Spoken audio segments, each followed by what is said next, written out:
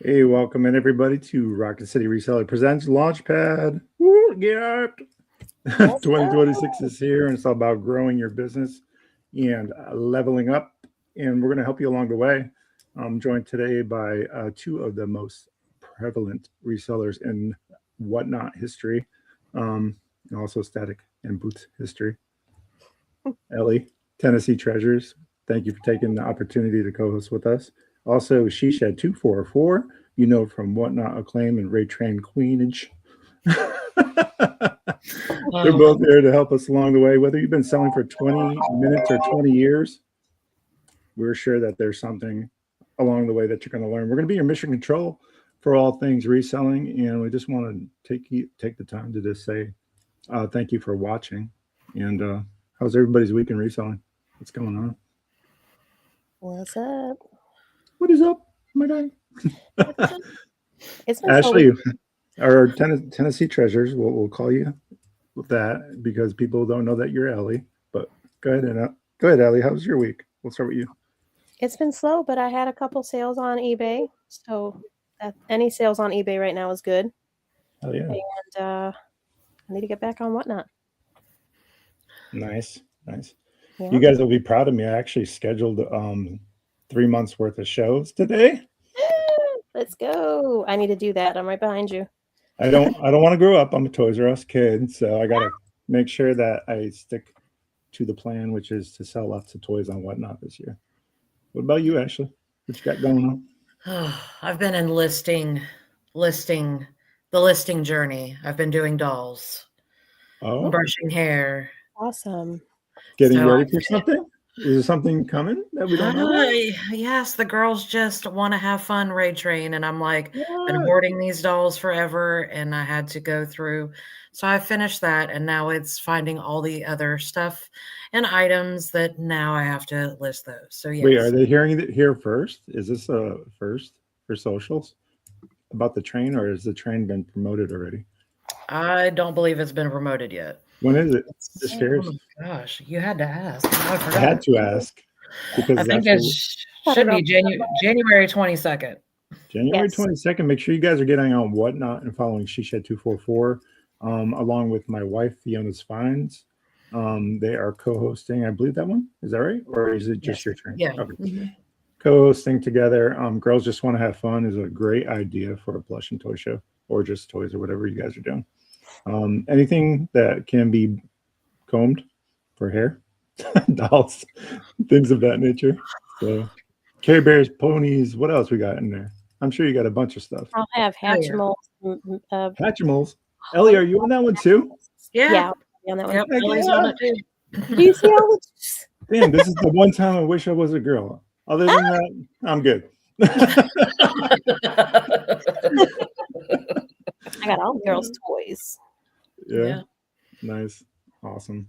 I know that Ellie, you sell a lot on Whatnot. Before we get into like the origin stories of how we started reselling and all the things we're going to talk about tonight, what do you think for Whatnot? You do a lot of that type of show. Would you say that's like a sub niche within a niche for toys, like the dolls and the? How far can you get into the rabbit hole for that? We could do a whole show, a whole episode on like all of the sub niches and different things to look at in each sub niche. And I'm not an expert in each, but I know just a little bit. Hi, Krista. Hey, Krista. Drifting Drifters in the house. So powerhouse. Just in the dolls niche, there's sub niches, right? You have the Rainbow High, you have the Monster High, you have the Barbies, and then there are some people that want the newer Barbies. Most people are looking for vintage Barbies. Then you have like Chelsea dolls. What are the other dolls? The vintage. Kelly? Is it Kelly? Kelly, yes, thank you. Kelly dolls. I'm just like, sounds right. My sister had I think my sister had this stuff. I'm just like, you probably tied me up and made me play with them. Yeah, I mean, that's just dolls. Dolls have so many different, and that's just like Barbie type dolls. Yeah. Yeah, baby dolls and tiny dolls. It goes on. Yeah. It goes on and on and on. There's so many more newer things that are coming out every year too. But before we get into any more of that, why don't you tell us about how you got started reselling? We'll start with Tennessee Treasures tonight. If you want to give us a little bit of backstory so people can get to know Ellie, Tennessee_Treasures, most of the socials, I believe. So Yes. Okay, so reselling for me started around 2019, more or less. I'll preface that with saying that I always kind of had a knack for selling stuff. Like I would sell candy in high school. I'd go in same. Sam's Club, buy the big old box, and then sell them for It's like I'm looking at the female version of myself. yes, yep. And so that was, that was a hustle back then, just to have a little bit extra money. And I did some time on like Etsy. I did a lot of crafting stuff, craft fairs type things where I would make the things and sell the things. I had an Etsy store. It wasn't successful. I did make a handful of sales on Etsy for crafting. But most of it was like in-person Facebook Marketplace type stuff. And Facebook Marketplace has always been also an avenue for me to sell whatever used stuff we have or find furniture. I started selling furniture around 2017, used furniture. And then we started watching Harry Tornado. So I'm part of the Harry Tornado era. Yeah.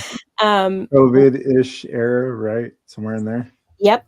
Right. Just I got it right before it. pre-COVID. Yep. Right. Pre-COVID. Exactly. I was watching Harry Tornado videos. I was watching Froggy flips. I was watching. I love Froggy. I love Froggy. That he got me into toys. Then there was oh gosh, I can't remember what channel he was on, but Vinny, he was the toy guy. He was like the toy guru. He started teaching us about all the tiny toys, the little toys, all the stuff that was like valuable. Before getting into all of like, well, let me rewind. Before getting into toys exclusively, we started dumpster diving. And that's when my reselling career really started to take off because we just had so much. My first dumpster dive was 5 and below. Nice. Found a bunch of little toys back there, chargers, headphones, electronics. They threw away a whole case of flip-flops. They were out of season, so they got trashed.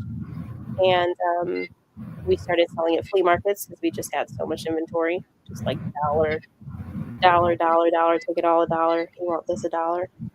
And I sold all kinds of stuff. It wasn't just toys. It was skis, skateboards, tents, big things, golf club places. Because I was watching Harry Tornado, so.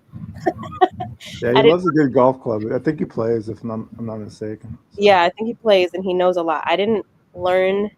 I wasn't really able to learn about the golf clubs, but I picked up on some of the brands, Titleist, and all that kind of stuff. So I would pick up the golf club caddies. I shipped one of those one time, so I got really good at shipping. And that was just static sales on eBay. That was before Whatnot. I think I got to about 6,000 in a 90-day total on eBay. Not bad. Yeah, that's pretty good. And so, I was happy with it. I mean, it was a good, substantial extra income for us. We kept that on for about 2, maybe 3 years before I got banned on eBay. That's a story within itself. But I started Whatnot before I got banned off of eBay. So I had that to fall back on. Whatnot I started in 2022.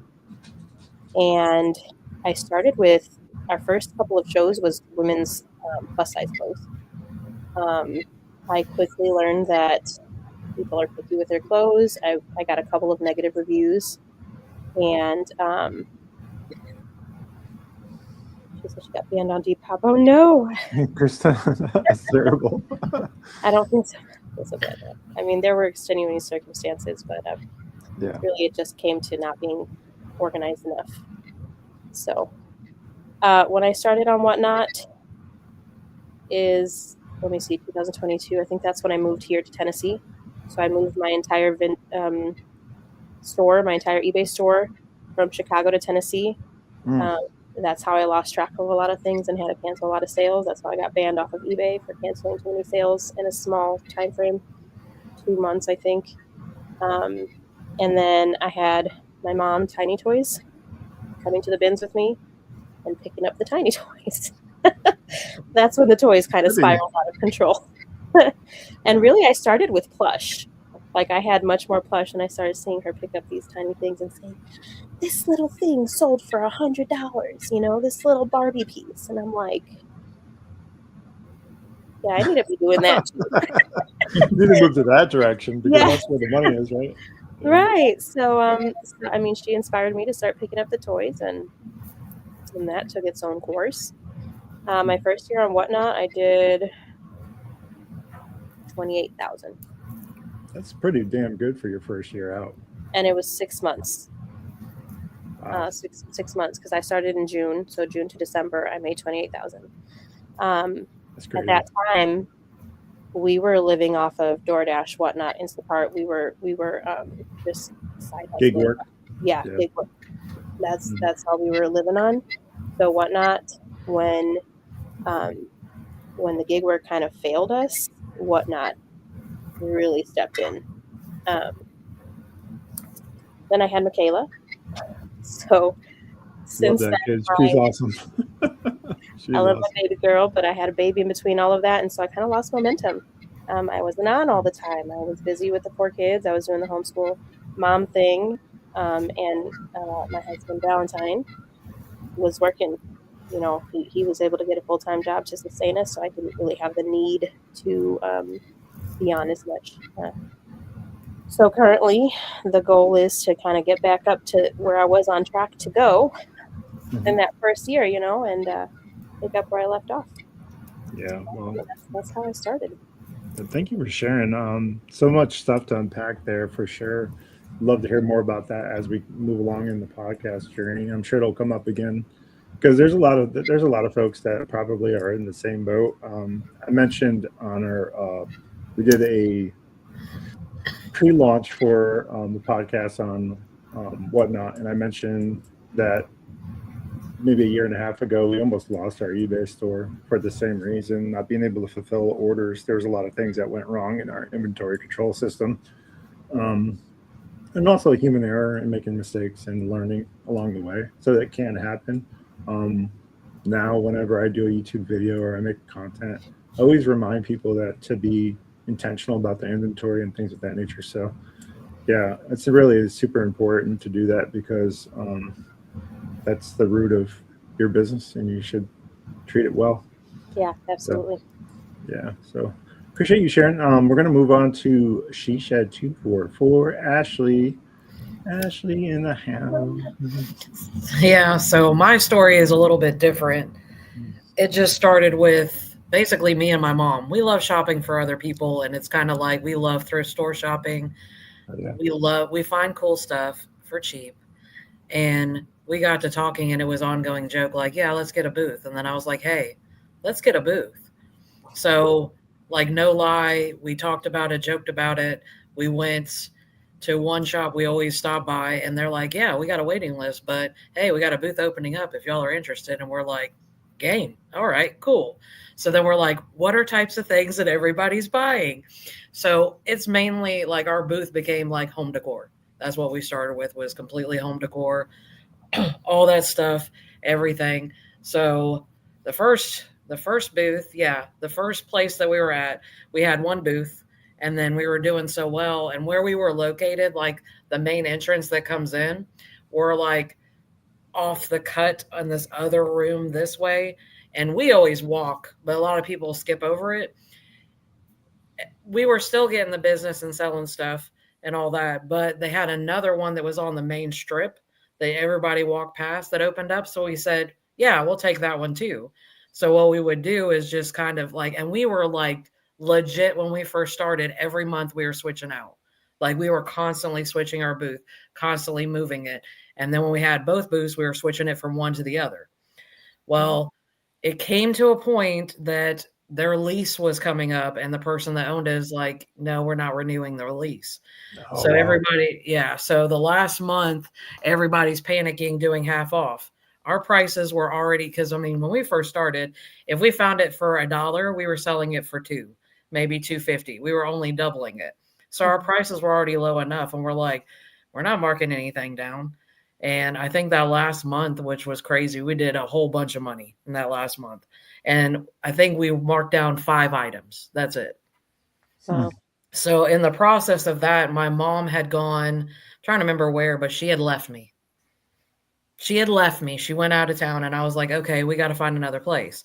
So in the process, I found another place. We ended up with a bigger booth, less money. I was able to move us into there. We were profitable there. Then our original booth reopened in a new location. So we're like, okay, we'll try it. It was closer to us. I was like, yeah, we'll try it.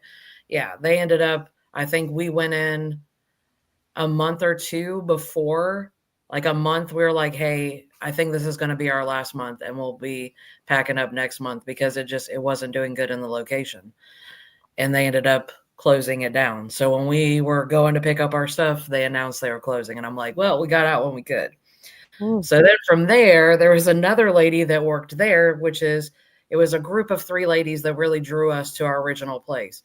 She ended up buying one that's like 45 minutes, a furniture store. So we went there. So we have our one booth here that we slowly moved into 2 booths there. And now we're going 45 minutes away, something like that, for our new booth. That one's not doing so well, all that thing. So now we're down to, we have our one big booth, and then we have another little shelf booth and another boutique that's closer. So they're both side by side. So booth wise, that's what I have currently. In the process of this, the one location that we're at currently, they have what is called a drop site. So it's basically like Facebook Marketplace, except for they are a shop that it's like an online garage sale. You post your items, pictures, descriptions. People just put want and they purchase it. So I started doing that within the booth too. So I had the booth and I'm doing the drop site. So it was the original booth, and then across the booth that we have the other place that we have a shelf, there's 2 different drop sites. So we do those. So that was extra income too, because it's like, oh, I went thrifting today. Oh, well, I found this, this, and this. Let me post it. Automatic payday, because it's you go and drop it off. You have 2 weeks to drop it off. They have 2 weeks to pick it up. So that was another source of income. So in the process of the booth, the drop sites, don't ask me how I came across Whatnot, but I came across Whatnot. I can't remember either, really. Exactly. It's like, it's all a blur. I came across Whatnot and I was like, okay. And I started seeing different things on there. And I was like, okay. I was watching shows and I was like, they have where you can join. Let me try it out. I put in, because I was doing at least every week, at least $200 on these 2 drop sites. I was like, I'm doing this. Plus I have booths. I have substantial inventory. Did your whole little thing. That same day, I got a response back. Here's orientation for onboarding. I was like, you got to be kidding me. What was the time frame for that, Ashley? Like what year? What years? I don't even know. Or was it? No, what year did you start Whatnot? Do you recall? Whatnot, I think I'm at 2.5. That's what I can't even tell you, like when I officially started. I think I'm at 2.5 years, maybe going on 3. The only reason I remember is because Michaela was born right after. So See, I don't have timeline. And mine is, I can't pinpoint it. It's like, I don't remember. And so I got they're like, yeah. And I was like, okay, onboarding. All right. I see onboarding. I'm watching other people's shows and I'm like, okay, I like, y'all have seen my setup. I've shown y'all my setup, but when I first started, I was kind of inside, but I also did outside. Like I was on my deck with an umbrella in the summer to hide the shade with my camera, showing the stuff like home decor to be outside. And that's natural light is the best light. So I know, I'm just saying. So that's how I would go outside, do my show, whatever, pack it up and come inside. And I started with home decor, and I was doing like in the beginning, I was doing like early afternoon, like 2:00. And I was like, okay. And once again, I think we're all in the same boat. I don't know how or when, but I switched to toys. And then it just it took off from there. And I think it goes back to like what we talk about with nostalgia, the stuff you grew up with. I was having fun finding the stuff. And it's like, okay, I get to hold it for a little while and say I had it and then pass it on. So the joy that you remember having and then passing that joy back on to somebody that can also appreciate you and what you found. I think that's a little bit of what drives kind of me too. Like I didn't have a lot of toys growing up, not that my wife did mostly, but finding the things that I did have for just a split second or my children had. I still have toys that my oldest boys had when they were, and I'll probably always have them until whenever. But yeah, so I can appreciate that as a seller. I think holding on to it for just that, maybe a day, maybe a week, maybe a year. Don't judge me. Jacking up the prices so that it sits on the shelf a little longer. Don't let it go price. I tell people all the time on Whatnot, everything's for sale. It's just I don't know if you're gonna like the price. Yeah. So, yeah, that's amazing. So booths first, then Whatnot. Any plans for static listing, or do you static list for those that might be listening? Yes, I am considering, and I'm like, let me get through this month because, took a hiatus, Christmas and everything. And now Whatnot we're gearing back up with Ray Trains, different shows. But I'm like, give me a month. And I was like, first considering Macari. And now I'm kind of considering Etsy for the fact of my nostalgia items and everything else. So I'm like, FYI, so y'all know, Bob is trying to put me on the spot because he has a calendar alert that he's like, yeah, in a month I'm harassing you. Are you listing yet? What's going on? So that's what he's doing. He's holding my feet to the fire saying, okay, when is this happening? So you're going to hear it a lot. So yeah. I love it. Yeah, part of what the point of this podcast was to do a few things. One is to motivate each other to be able to excel. First of all, if you're a hobbyist and you want to make it a hustle, this is the podcast for you. If you are, a hustler that wants to turn it into a business, same for you.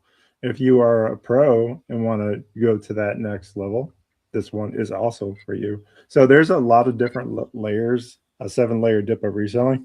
So there's plenty to learn along the way.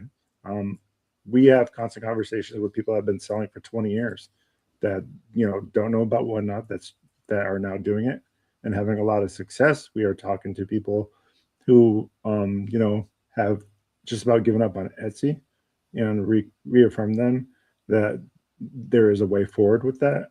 So there's a lot of different things, even if you've been selling for 20 years. Just the community, the lifting each other up type thing, motivating each other, accountability. It's important. So you may even see me live on YouTube doing listings. I've thought about doing that. So I don't know if I can schedule that because I'm kind of a loose cannon when it comes to that. Everything I do in my life is like loose cannon. The only structure I have is this podcast. So even reselling, like you never know what you're going to get. I hold people hostage in my Whatnot shows because they're like, do you have this? Yes. Can I see it? I don't know where it is. Give me a second. But yes, I do have it. But anyways, so you never know what's coming next. Yeah. So and when I can't find it, I'm like, yes, I don't go crazy looking for it, but I do tell them that if I do find it, I'll message them and send me a message and remind me what you're looking for, etc. So, I mean, we all need a motivator. That was the point of this conversation. So I would say just, try to be kind and be a community. And I would say probably 99% of resellers are for you, believe it or not, even though we all sell toys, believe it or not. If you didn't know that and you're listening, we're going to be broadcasting this to Spotify. So hello to our Spotify viewership, our listeners. We appreciate you coming in and listening to our podcast. So, we're going to try to reach as many people as we can to try to make this thing grow and help people. I've said this before on Whatnot, and I want to just remind people that as the world grows darker, our lights need to shine brighter. There are people that are struggling to put food on the table, and people that are struggling to keep their lights on and all the things. And things like Whatnot can make a difference for that. It might be the difference between getting your groceries or maybe your medications. Maybe you're retired and struggling and trying to find a way forward without having to go back to like Walmart.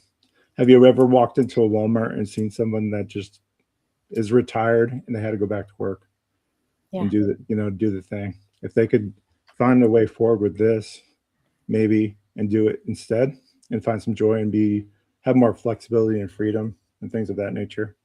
The freedom piece, I think, is important. So I'm a testament to that.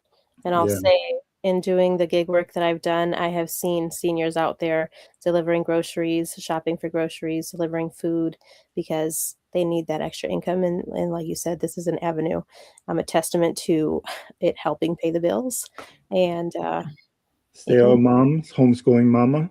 Why would you want someone else to raise your children in daycare, right? Yeah. And if you think that just because you have 3 or 4 kids and you can't do it, I'm here to tell you you're wrong. Tennessee Treasures does it. Mama Cat Thrifter does it. Those are just 2 examples of 2 folks with a bunch of children who do this and are very successful at it. So don't let that be an excuse. And if you do have any more excuses, leave them in the chat. I'd be happy to persuade you that they're really not that cumbersome to get around, and there's ways and strategies to do that. And that's the point of this podcast too, to give you some of those strategies in order to maybe static list if you can't go live. There's other things you can do. Take your pictures when the kids are sleeping. When you're at your dentist appointment with the kids, guess what? You have your bank of drafts. Post it while you're there sitting at the dentist's office. It's as simple as that. So I guess we come to the part of the podcast where I tell you my origin story, even though maybe you heard it before. But for those that are listening, I guess, first of all, I am Bob, the Rocket City Reseller. I started reselling with my wife, Amanda. We are licensed foster parents, even though our license is currently paused while we wait for our oldest son to graduate high school and move along to college. So we started reselling to offset the cost of foster care. Unfortunately, the state doesn't really pay for things that are considered extracurricular. For example, one of our foster sons wanted to do karate, and Amanda and I refinanced one of our vehicles so that he can do karate. And it wasn't the best financial decision in the world doing that, but it was also something that we were passionate about. And we were like, well, we need to do something to make a difference. So we did that. And then we found along the way Gary Vee videos. And I saw this joker online comping teddy bears in the middle of a street somewhere at a garage sale. I was like, first of all, I had no idea who Gary Vee was. I'm like, why am I getting this video? Timely. Thanks, Sherry. We appreciate that.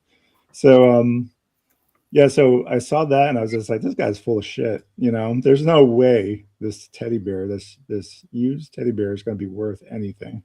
I was like, let me try this. So we went to their store. We actually brought our foster son at the time down there, and he loved it. He loved thrifting. He loved finding stuff because, he didn't have a lot growing up either. And he was older, about 15, 16. And so we brought him, and we found a few things to list, and one of those being a Clarabelle from the old Steamboat Willie days. I listed on Mercari. We started selling on Mercari when it was good. Rip Mercari, please do something. We miss you. But anyways, we started that, and I just not even a day or 5 days that it sold for $142. I knew it was rare. I knew that it was special, that I, when I did this research on it, and I was doing research on a lot of things at the time, and it sold for $142, froze my account. They thought I was scamming people. So I got zapped by Mercari. I had to provide my ID. I had to provide proof of who I was and, all the stuff. And finally they agreed that I wasn't some, scammer or whatever. So I finally ended up getting paid. But that's kind of how we broke our teeth on reselling and why we started reselling. a lot of different decisions along the way that led to where we are now. $250,000 in 2 years of sales. A lot of growth, a lot of potential, a lot of growth still to happen. Gulf Coast Pickers, big part of that. Hey, buddy, thank you for Wake joining. up, Ashley. I'm awake. I'm listening intently. Ryan in chat trying to say I'm falling asleep. Right. Gulf Coast Pickers is one of the big parts of why I'm still currently on Whatnot. Okay. So I reached out to Ryan once and I was like, dude, I think I'm done. I think I am absolutely cooked on Whatnot. I don't think it's for me.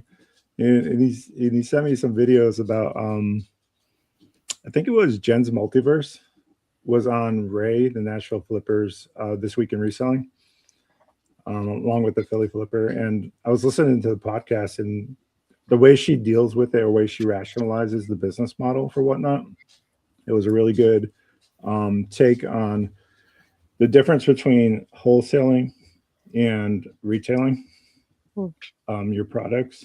And if you can get that mindset, Whatnot could be a powerhouse of a platform to sell on. If you can find your items at an affordable price. I always say the Dollar General model is my model: buy subterranean, sell low. So that's what I took forward to Whatnot. I still struggle, and Amanda will tell you this. My wife, FionasFinds on Whatnot, she will tell you that I continue. She calls me bipolar because I always had those moments where I was just like, I know that I could get more for it. Whatever. Now I have to handle and do all the things. But yeah, so I just wanted to let you guys know how I started. Oh, good girl. Oh, okay. Now it's making sense. I thought you Sorry, caught it. for those listening, Sherry was in that chat on YouTube, and she mentioned that who she was on Whatnot. So thank you, Sherry, for coming in and listening. We appreciate it. You. Your viewership means a whole hell of a lot, let me tell you. She is an absolute supporter of just about all of us, I think. Yeah, for sure. Yeah, so Getting all avid collector. I would assume an avid collector. I don't know if you're a reseller, Sherry, and then I don't think we've ever asked, but yeah. So, anyways, that's kind of like a little bit of the story. There's more, obviously, that's happened over the course of I think we started selling in 2019, so we've been selling for a while. We didn't start Whatnot until this January will be 2 years for us. And like Ashley and Ellie mentioned, I can't remember. Like, it's like it happened, and it's like this. It was this a lot of events that happened, but to pinpoint a date, I don't know. So for me, yes, Golf Coast Pickers, we did steal it from you. That's the Whatnot tradition. You steal buyers from people. I think I've seen her last. I'm not sure, but still. I feel like we share. Sharing is caring. We're sharing. There's just like, hey, listen, just give me what I want. I'm a collector. Yeah. I don't care where I get it from. So what I was saying is along Harry Tornado's journey, he started eBay, right? And he didn't let's see. I saw his. Did you guys go back in his videos and see his podcast, by the way? He had a podcast. Harry Tornado has a podcast? He had one when he first started. I don't think I did. That's awesome. You should go back and look at it. Okay. I'm gonna have to go back because I'm like, I think I've seen his first ever video when he said, you know, I was an insurance agent and I lost my job and I'm gonna start this. He was so natural about it. But somewhere along the line, he started before he was actually on Whatnot himself, he started making videos about, hey, have you guys heard about Whatnot? This might be the future of reselling. Like literally. That's what I was like, Harry Tornado's talking about this. I need to get on it. And so I got in as soon as I heard about it. And damn, wasn't he ever right? Even though in America, online reselling is only about 30% of the market worldwide, we have a lot of room to grow here. Yeah. So even if you're thinking it's too late to get started, you would be absolutely incorrect. If you went to any other country and saw some of these, like Korea, is a good example. You know, Japan, online reselling, that's all there is over there, man. It is absolutely wild, some of those shows. I don't know if you guys have ever seen some of those folks over there selling. they have like these rooms where there's like 20 and 30 people all in front of like cameras and stuff, all holding their items up, and like 10, like 5 second runs, like just ripping through inventory. I think we're seeing a little bit of that evidence on TikTok and how, TikTok shop people are just selling and showing, and it's If you amazing. get in TikTok Live or eBay Live, those are the harder ones, in my opinion, to crack. But I mean, you will be successful at what you decide you want to be successful at, right? Mhm. So don't let anybody stop you from, or telling you, or being naysayers or anything like that. So like the beast that you feed is the beast that will feed you. So Yeah. there's a lot of that. Of course, said Whatnot started doing a lot of advertising, or Whatnot is doing a lot of advertising right now. I've seen it on. You've seen it? Because I haven't seen it. I've seen it on TikTok. People Oh, are doing the TikToks, and then there's like a button that you can click at the bottom. They're like, I got all this cool stuff on TikTok, and they're advertising like I haven't seen a whole lot of the little categories or the storage categories, but I've seen a lot of like the handbag categories, the Pokemon, the cards, and that kind of stuff is what I'm seeing pushed, but it's getting people here. So Yes. it's the bottom line. Speaking of advertising, now's my chance to pause for a commercial break. This podcast is sponsored by Nifty.ai.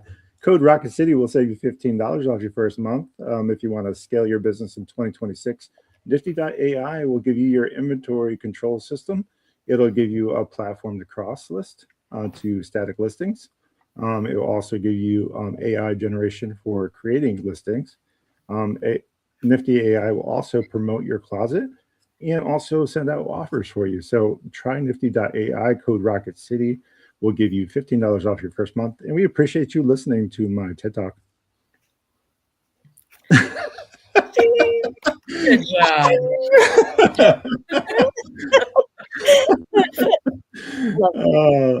I'm getting better. I'm getting better at the promotions, the shamelessness of it all. I will make sure that Amanda knows that you were here and you send your love. We appreciate you so much, Sherry, for stopping by. Yes, thank you everyone for being here. And Mama Cat Thrifter joined us. Yeah, Mama Cat Thrifter. She's like so excited that it's Mondays now and not Thursdays, because on Thursdays, if you're not following Mama Cat Thrifter on Whatnot, she does vintage Tupperware shows, vintage Brady Bunch shows. She's like all over the place. She sells toys, Tupperware. She sells all kinds of stuff, and she's really great at it. Talk about an absolute powerhouse. Another mama who stays home with her children and raises them and makes a ton of money for her family recently. So if you think you can't do it, Mama Cat Thrifter. Oh, you've been here the whole time. Okay. I was like, sorry, yeah. I didn't see you. I was pre-advised that Courtney would be behind the scenes. She's like super excited to finally be able to listen in live instead of replaying back. She's a busy lady, she's got a lot going on. I know that she recently scored some clearance at Walmart. If you're an online arbitrage type of person, that is an avenue for reselling that you should definitely check out this time of year, especially because all the clearance that's coming through from the holidays. So, yeah. She's like, I got 3 kids in my hand. I can't type. I'm trying to cook dinner. Right. Yeah, so and I did not see 90. I still saw 75. It was nothing good anyway. I think there are different Walmarts and different in Buffalo Picker. I had a chance to talk to Buffalo Picker when we were doing We Don't Give a Flip podcast, and he was mentioning that a lot of the sites that he goes to, he was talking about demographics and how that plays a big part. And Ashley worked at Walmart for many years. She can attest to this. I can attest to all that. Mostly, but depending on your demographic area, depends on what Walmart will do with their inventory. Ashley, do you want to help us with that? Oh my gosh, I know. Yeah, that's mine is. So I worked for Walmart for 20 years. So mine is, yes, I worked every area of that store. So I can tell you, like, yes, I've the ins and outs. how stuff gets clearanced out, how you can. Now, granted, my memory's a little rusty on like going into the clothing section and like looking at the date codes of what's about to go and all that stuff. And yeah, Mama Cat Thrifter and Chat is like, do you scan? Because they don't like to change the signs. And that's the other one is you got to think, I think, and mine now is I've been out of the company for what, over, oh gosh, what, 2 years? Going on 2 years? You miss it? Mine is. I got jokes today. I know you got jokes. Mine is, I know, because we've had conversations. Mine is I held different positions in that company. Mm-hmm. How I came up in that company and how I came up and how I came up in that company is you worked, no matter what position you were, everybody worked the same. Mm-hmm. You know, I was the type of manager that I was ride or die. If y'all are going to be out there stocking freight, I'm stocking freight with you. That mentality had slowly phased out, and I'm just supposed to be an ornament, and I'm not an ornament. I can't do that. I am a hands-on person, that sort of thing. So mine is, yes, I miss it. It was part of my life, like half, you know what I'm saying? Half of my life, I miss the associates because it truly was a family. I had so many people that were ride or die that they'll be like, hey guys, we got to go on overnights for a week. And they're like, we're going with you. And then we go on overnight for a week. Oh, no, you got to go on overnights for the rest of the month. And they were like, ride or die. I will go with you. The difference between a leader and a boss, Ashley. That's the difference Yeah, between a leader and exactly. a boss. Yeah, a leader and a boss. Yeah. So that was mine. So mine is I miss that aspect of it.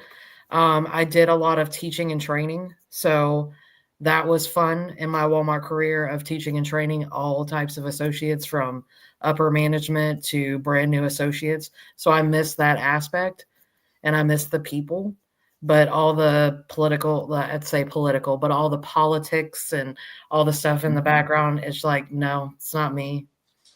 Yeah.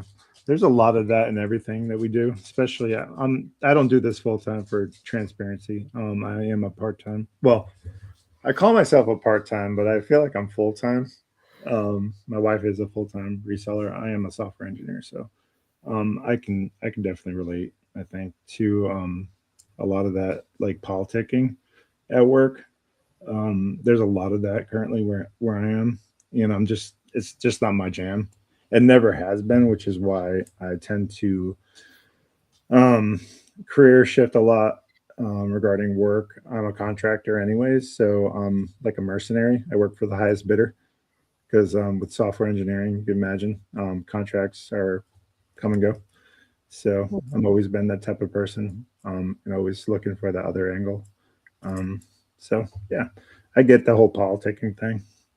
It can be very like, I get that there's a need for it, I think maybe, but does it have to be so like icky? Yeah. You know what I mean? So Yeah. I understand that there's tiers of understanding and tiers of like, hey, you are the employee, I'm the boss, whatever. But there are people that can transcend that and do it well. And I wish that more people can be that person, be that leader instead of being that boss, etc. Word. Yeah, it's really too bad that. But let's get back to clearance. What are some secret? I want to talk about like clearance items because I'm a terrible person. I love your resale.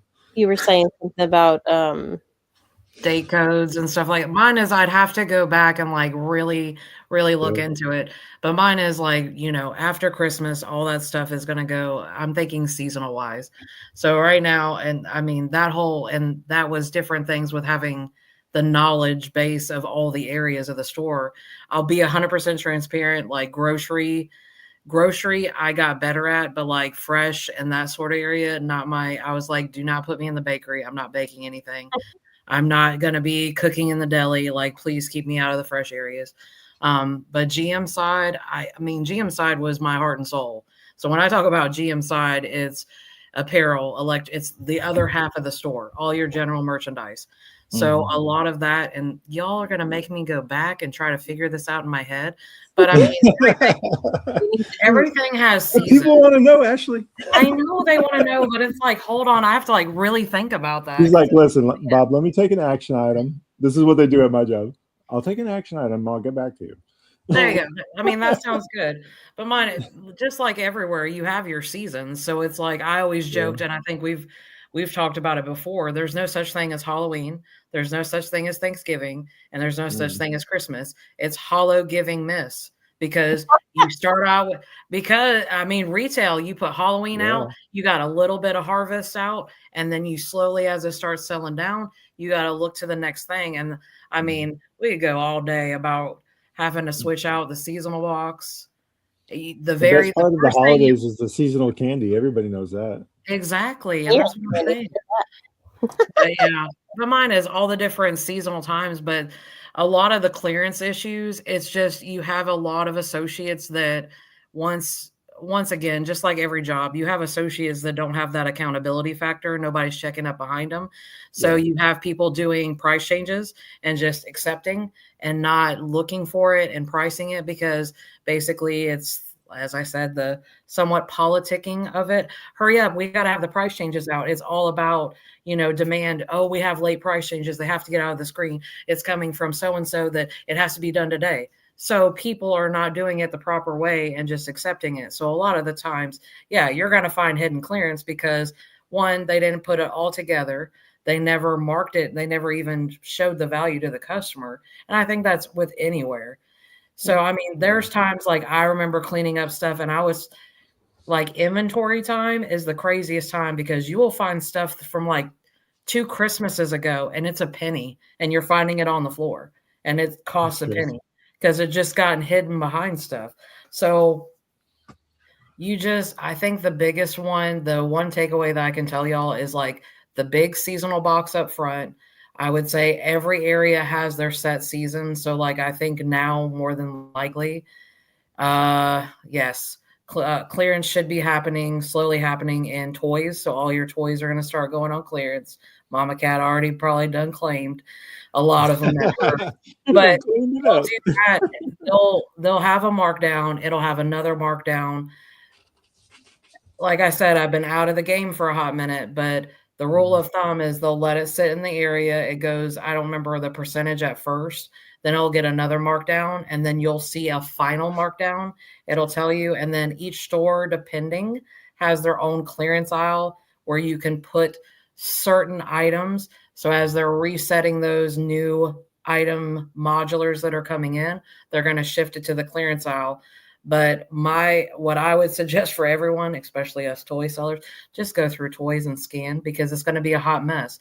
It's after Christmas. I can tell you from the years of working in toys during Christmas, you send a team over there to try and zone it. It gets so jacked up. There's stuff behind stuff, and it's probably still that way in most of the stores. And it gets shopped hard. So it's just, you got to go and scan that Walmart app. I'm telling y'all, if you got it with the scanner, check it. So I was just at Walmart 2 days ago, and I got We Know Adorables Movie Moments, the little boxes. Got 2 of those for $1 each. I got $1. $1. Couldn't believe they were a little peeled open, but they were intact. $1. I could not believe it. I got a couple of Adorables boxes for $2, a couple of the mini itty bitty Funko Pops, but they're like the bigger little box sets. Of like 4 for $2 each. Those things are usually like $15 or $18 or something like that. So I already hit up. What's the move?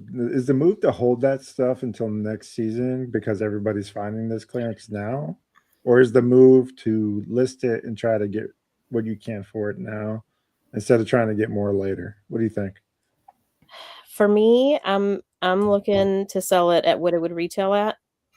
Especially these little toys, they're so collectible.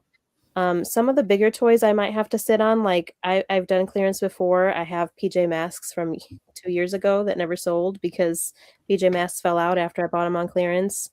Paw Patrol, I still had a couple that didn't end up selling. They sold a couple in this last year, but they sold like a year after they hit the clearance. The thing with the little toys like the itty bitty pops, the Adorables, all those little things, they're gonna go fast. So I think I can still get what they retail for since they're, I think you called them like a lottery toy one time. I liked that reference. Yeah, it's almost like a kid lottery. Yeah. It's like a scratcher. Right. So it's a new You didn't have to buy it and guess what you were going to get. Here it is. I have it. It's brand new. $10, $15, whatever it retails for, since I got it for clearance prices. So that's my goal with those things. And that's why I really like the mini toys. They just sell. Well, and they don't take up as much room, right? The mini toys, Also, which you get yeah. a bigger profit or the same profit as like a big plush that would be $15 or whatever.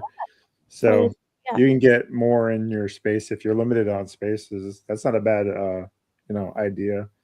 If you're don't have as much storage as we're lucky enough to have. Yeah. I can't even tell you. Like our house is still overflowing, even though we have all the storage. So Yep. yeah, it's been fire the sourcing lately, and Tennessee Treasures knows we tend to source with her. And Ashley, you're be on the lookout for me. I might just show up at your door. Oh, You're so close in Georgia. I'm like, I'll show you the. I mean, I'll be like, Mom, let's go. she'll be like, game. I mean, I'm telling you, this past Thursday, like I told you, I haven't been able to hit the one local one in 2 weeks. They've been closed. They revamped. They took all the old stuff off. They had new stuff in. You saw my cart. $100, and we're talking $100 of product. Now, with that being said, their prices are 50 cents, $1, $2, $3, $4. I mean, they're tagged. Biceps training, so low. Yeah, and then some specialty items they'll put a price on, and furniture and stuff. But yeah, most of their stuff is under $5. So yeah. yes. Yeah, I don't know what sourcing's been like in Georgia for you, but have you've been sourcing through Whatnot too, right? So that is an avenue for folks that might be struggling in their area. So if you're listening and sourcing has been an issue for you in your area, consider Whatnot. And Ashley can attest to the fact that she also, we used to do it. We don't do it as much anymore. Source on Whatnot and find a great deal. So do you want to talk about that, Ashley, just a bit? For me, I'm picky. I've gotten where I'm super picky. In the beginning, I was like, holy crud, you're only selling that for $1? What are you thinking? But then you have to factor in the shipping. And mine is the one worst thing coming from the other side. You want your buyers to have that reduced shipping. But once you unlock free shipping, it's game on. It's like, what else do you have? So that's kind of my mentality, is that if I'm looking for something, it's like, I need to see more than one item in your shop that I'm willing to pick up. I will bookmark your items. I will wait until you have, but I've gotten a lot more picky because with the shipping, and it's like I was haphazardly in the beginning, like, oh, they have that. I would buy one item and pay that max shipping on it. And it's like, you really didn't get it for a deal because you got to factor in that shipping and taxes on top of it. So not as often, I would say. I'm very particular with what I pick up. And yes, some stuff goes to my personal collection that I'm like, yeah, I want to hold on to that. I tell you what, this has taught me to be a collector, which is not a good thing for me. Heard. Well, because of space, you guys see all this stuff behind there. Most of this is my wife's, but some of it is actually my collection. I love Hanna-Barbera, Looney Tunes, and things of that nature. So I collect that type of stuff. But I guess Whatnot, the point of bringing it up was to let people know that if you're struggling, you need sourcing, you can 3-4 times your money, even with shipping. Especially if you find someone that has reduced shipping, then there's plenty of sellers out there that do it. I am one of them. So I try to do at least one show a month where I do a reseller restock, where I will discount items to be able to allow someone that is a reseller to come in 3 or 4 times their money and be able to cap shipping and get as much as they can. That way they can take that and flip it on other platforms like eBay, etc. So yeah, there are folks like me out there that'll pass along some of because we have so much. My cup literally overfloweth. So if I can be a blessing to someone in that way, we're going to do that, right? We're going to try to help you out this year. So make sure like I said, what I'm trying to say is make sure you're checking us out on Whatnot, because you're going to be able to get those deals. And you can find other deals. You don't have to do that with us. So yeah. But yeah, let's see. Mama Cat Thrifter is saying, I got a call behind the scenes. Sorry, but Paw Patrol is slow except for the cat pack. I'm not sure what that means, but the cat pack. The I cat guess pack there's are, certain cats within the series, yeah, not the dogs with the actual cats. I think is what she means by that. yeah, I believe I so. think- Yeah, We sold one for $75 this weekend. Score. Hell yeah! We're- She bought it at Target 2 years ago on clearance. So there you go, retail arbitrage. She held on to it, and she sold it this year Yep. for 75. yeah. Yeah. I was going to piggyback off of what you said. With yes, like I said, you got to be careful. Like, look at your money as what you're spending. But if you're getting that deal, yeah, utilize Whatnot for resellers. I think we all know amongst ourselves. I know us, we do, and I think everybody else. There's stuff that we buy off of other Whatnot sellers, and we're going to turn around and sell it. And my whole thing is I'm cool with it. I think everyone is kind of cool with it. We got what we wanted out of it. Go do what you will with it. One of the Apex things, Jeff will come into your show and tell you that he's 4 times his money, and you're like, "Gee, thanks, Jeff, for telling me." I want to know. yeah, Just kidding. We you love should, it, Jeff. what? Yeah, and that's mine. And the one thing that we, myself and Racing Through Time 2021, I don't know if everyone's familiar with Mayhem Mel, but she is an amazing seller on She used to Whatnot. be a buyer of ours when we first started. Yeah, she has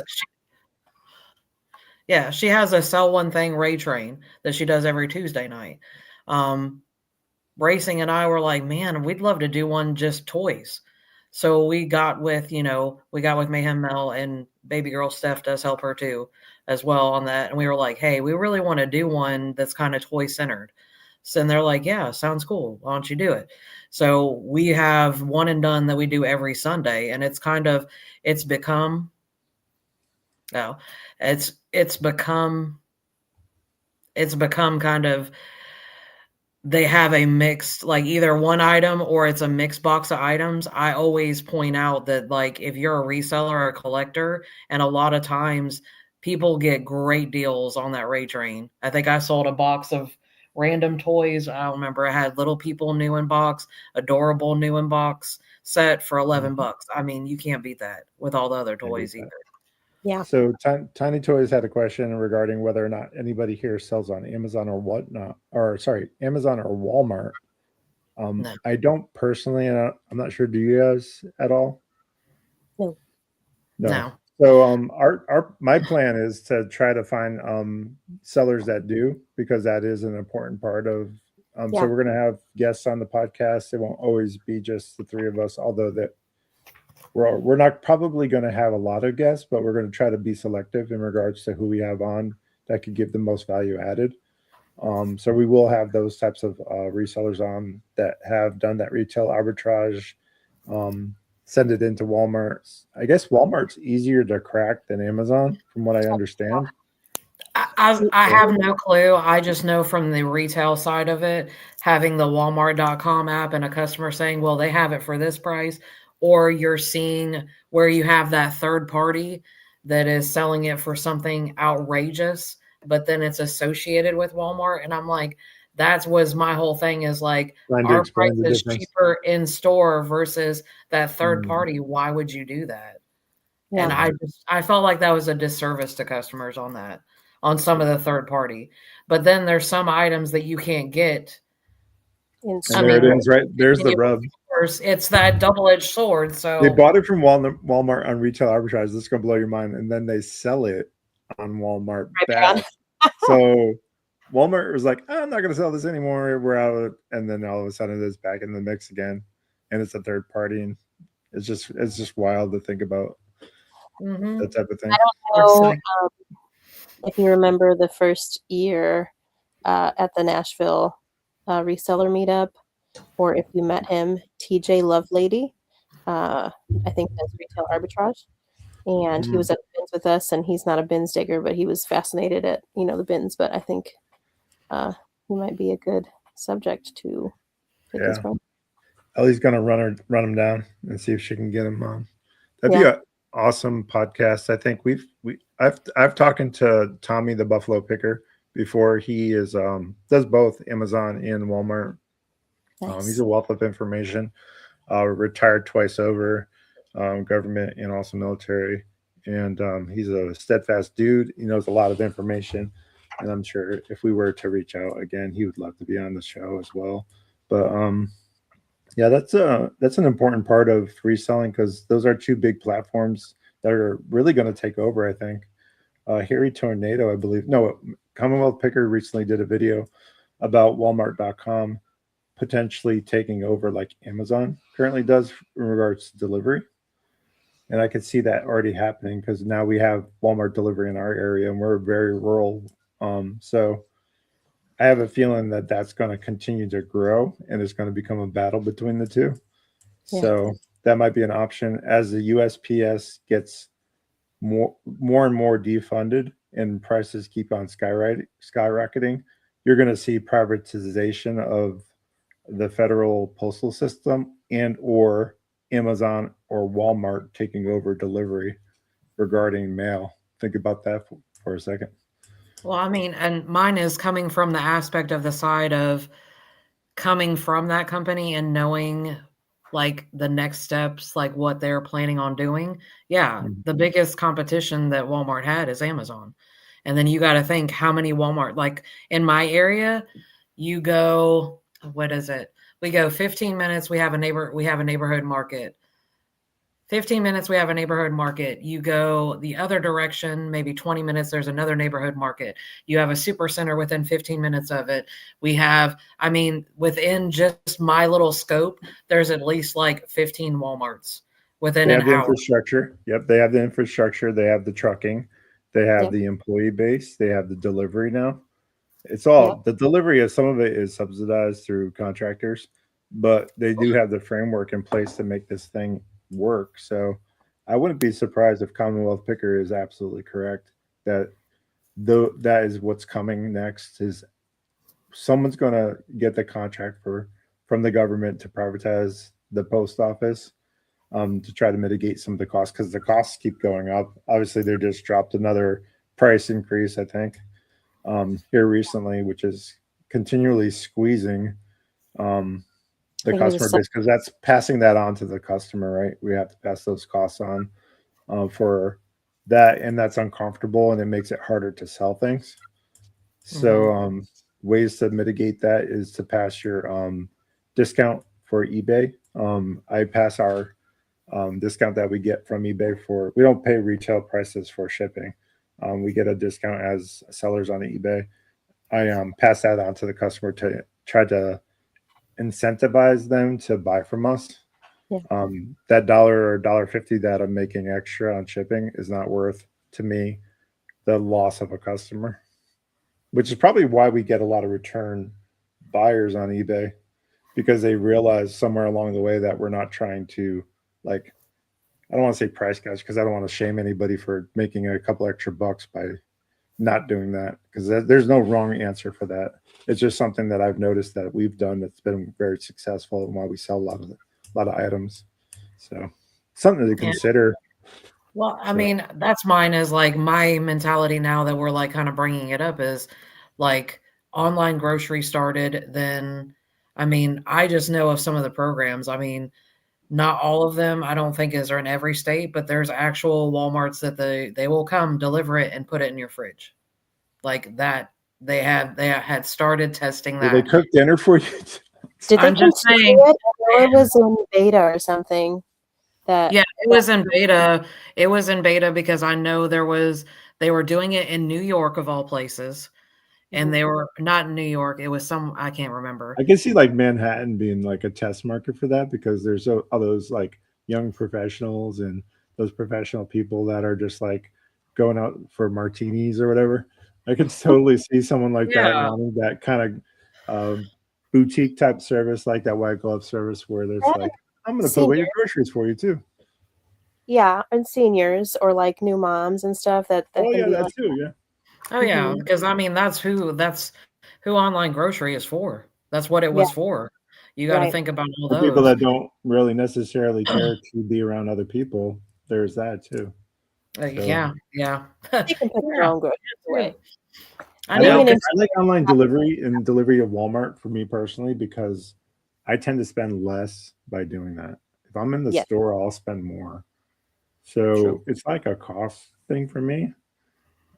If we do Walmart delivery, because you're not tempted by all the other noise. Everything else, yeah. Yeah. So, or Yeah. going down the clearance aisle or the toy aisle. well, yeah. I mean, it's hard when you're a reseller. You have FOMO, right? It's like, Yeah. I wonder what's down there. And And see, then I'm the next thing you opposite. know, I don't want to I don't want to go into I mean, understand I was with that company for 20 years. I do go into Walmarts, but when I tell you that literally I did teaching and training, so if I walk in any of these stores, I know at least one, like when I knew somebody. You'd get stopped like 5, 6 times.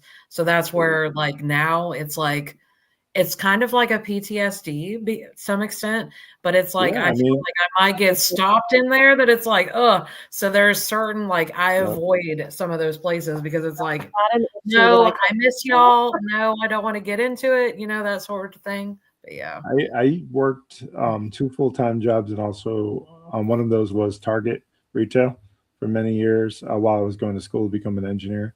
So I did that full time too. So think about what that was like. Get really close to the Lord and Savior Jesus Christ. Let me just tell you, put your faith in Him, and you can do all things. But yeah, that's it was a lot for me to go back to Target after all those shifts and all those years doing that. Um, and I totally get the whole PTSD thing, walking into a store and just having those memories of just standing and then walking. How many actual steps did you put in every night? Like 16,000 steps? Oh, it was big. I walked that whole store. That's mine is from the Hmm. back to the front to grocery to GM. I was constantly, and that's mine. It was, yeah, constant. Yeah. Like my steps, like I remember My like legs would get tired just walking in the door. man. and mine I was is, everybody I work with laughed at me. I'm short in stature, right? And you'd have these 6 foot tall guys that you're walking with, and I'm walking right alongside them because Yeah. they're one step, I'm walking two, and I'm walking like fast. And they're like, Yeah. dang, slow down. And I'm like, we got crap to do. Let's go. If you really want to see someone get wheels, bring Amanda into a thrift store. She's literally the slowest human in the world until you get that girl in a store. You put her in a store, man. She is off and running. I call her nickname is Turbo. She gets in those stores, she's gone. She's gone. We missed a question. I don't know if you saw Really? it. Let's see. Let's go back. I didn't want to interrupt, but Yeah, go ahead. Tiny Toys had a question. Yeah, she said, "You guys have EIN and business licenses." No. So, in the state of Alabama, you don't need a business license to do what we do. It's considered a sole proprietorship. So check your local state and guidelines for that. I would say EIN number is not a bad thing to have because why pay taxes twice on something? You're going to buy it. The problem with EIN numbers is a lot of the thrift stores, it's a pain in the ass checking out with that. So I don't know if it's the juice is worth the squeeze personally for me. I can see where that would be important if you're doing a lot of retail arbitrage. So that's my really quick answer regarding that. I don't know a lot of other benefits other than not having to pay taxes twice because you're not the intended recipient of the item. Your intention is to sell it. That's the point of the EIN, right? So yeah, it's not a bad question. I don't personally do it for those reasons, but if you do it, it also is a money saver. So I do have the business license and the EIN number. It's required here in Tennessee and in my county that I have the city and the county license. It's $15 a year after you make $3,000, and then I think it goes up after you make 100,000. So I have to have it. And then the EIN number I have, but I don't have the tax exempt. Are they different? I thought they were the same. Yeah. So I don't know if you need the EIN number to get the tax exempt. You might, but I haven't taken that next step to get the tax exempt. I would assume that your municipality, someone within that tax office for the Department of Revenue for your state would probably be a good resource to reach out to regarding that. Yeah. So, And it took me a while to take those first steps. So, sometimes I drag. I will say, though, I've heard some the people. simplest things sometimes could be like a thorn in your side. So, some states, and me. I can't remember which state I saw, require specific licenses to be auctioneers, even on Whatnot. Have you guys seen that? I've never heard that. I've heard Mine that. is, I've heard it, and it's one of those that is kind of like, I would say a few months back there was stuff mentioned about it. So I know that there are some states that it's like you have to have auctioneer's license, and it's certain ways that you had to run it. I don't want to speak on it. Yeah. Like, I don't want to speak on it because I'm not 100% sure. I am not one of those states, but I know that there are some states, and that's where it's something that I don't remember what states, but I know that there was talk of it. Chris said here you have to make a certain amount. There are certain states. I'm not exactly sure how it works, but it just goes to say, check your local. Yeah, I mean, it's a good point about the whole business part of what goes on behind the scenes. That's a great question, Tony. Thank you for asking that. And maybe we will have better answers as we learn and grow together, which is another point of this podcast is we don't know everything. We're not know-it-alls. We know a lot of things, but we're not know-it-alls. So we're always learning as well. So we learn from you guys as well. So keep the questions coming. We really appreciate that. Also serves to, jog things loose for other people that are watching that may have not considered those questions. Or don't know the answers, and now they're going to go find the answers because you brought up the question. So there's never a wrong answer or a wrong question. It gets the mind moving and thinking about all things reselling and the business aspect of that. And that's the point this year, right? To take this side hustle to the next level. Yep. Let's go. So we've had a lot of success this year, and we want to make sure that we pass that knowledge and information on to all of our friends and our new friends that might be joining us. If you're watching this posthumously and you want to find out more about our reselling journey, you can reach us personally at Rocket City Reseller on Facebook. We have that group. We also have the Resellers Refuge, which is a private group where you can ask questions without condemnation, without any judgment, without any like, hey, did you do your research? We don't do any of that. We help where we can. Also, Rocket City Reseller on YouTube, obviously, and then Rocket City Reseller HSV on Instagram. Those are my socials, and I'll pause there so Ellie can run through hers. Oh man, there's a bunch of them. All right, I hold on. See if I can share this. I was ready. Here's ready. Let me make this big. Hang on, we got this. There it is. You can't really see because of the connection. But no, it's pixelated. Sorry. Okay, well, let me read them off. Tennessee Treasures, Tennessee_Treasures on Whatnot, Tennessee Toy Treasures on Facebook, and I'm also on TikTok, YouTube, and Instagram. They're all the same, Tennessee Treasures. So there you go. And I'll make sure that we put some of this stuff inside the description of this video after the fact when we wrap up for the day. And Shisha244, where can we find you? I know on Whatnot. I don't have anything, guys. I'm a work in progress. That's my goal this year. That's my goal this year. My goal this year is to get Ashley on social media. Let's go. Everybody needs more Ashley in their life. They're like, we're done with her. We're done with her. No, we've only just begun. It's like a Karen Carpenter song. We've only just begun. Ashley needs to give herself a little bit more credit. She's an absolute powerhouse on Whatnot, and she can also be that on if she chooses social media, and if she doesn't, that's okay too. We're all friends here, and we want to grow together. That's the point of this podcast. So, any final words for the people? What are you looking forward to this year? We'll go around the horn. It's a new year. Happy New Year, everybody who's listening. And we'll go with Tennessee Treasures first. What are you looking forward to most this year? I'm looking forward to continuing to grow together. I'm looking forward to this content creating journey and just working with you guys and being able to share a little bit of my side of the story and how reselling can really just change your life in the aspect of it has allowed me to be a stay-at-home mom. It has allowed me to homeschool because I have those extra funds to be home with the kids. It's definitely changed my life for the better. And I am by no means a big time seller. $28,000 was not a big number, and I didn't do that much this year. So, and it's still making a difference, you know? Oh So, yeah, that's my goal. I want to share and I want to grow together. nice, very well said.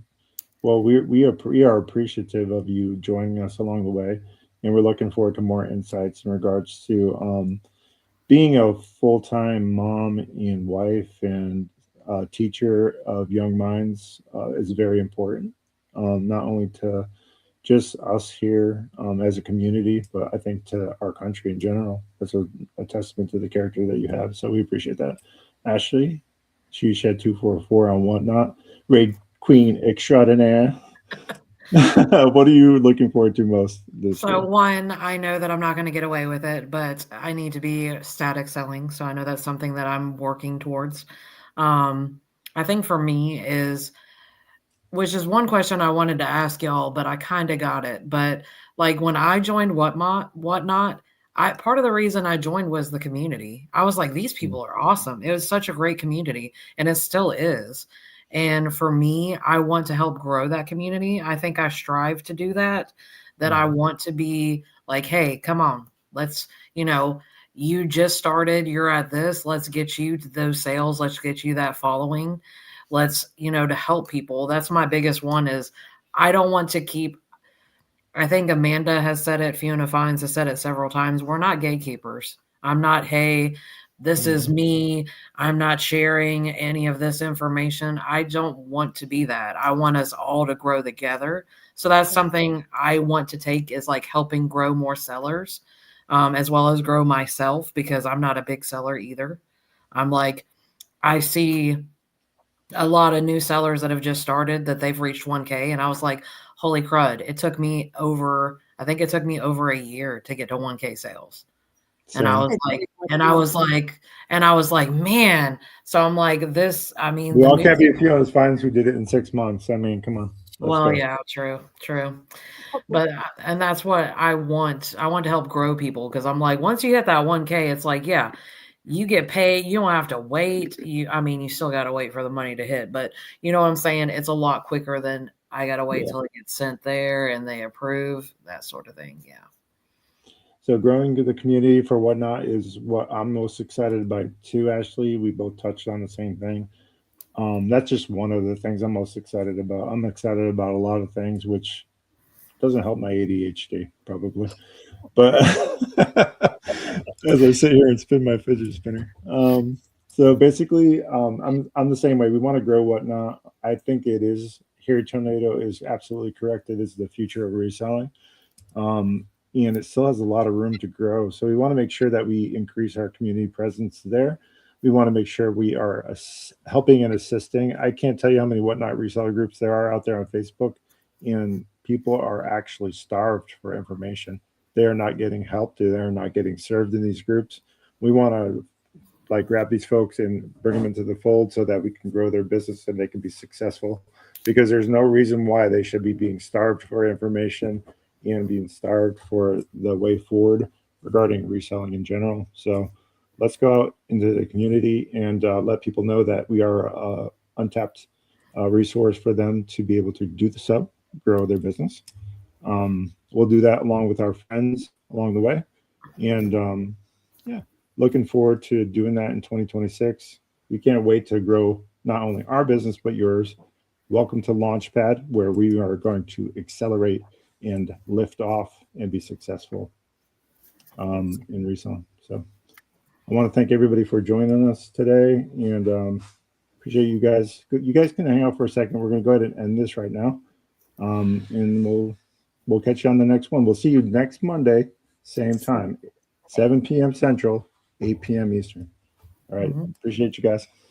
Bye, everybody. Bye. Love you.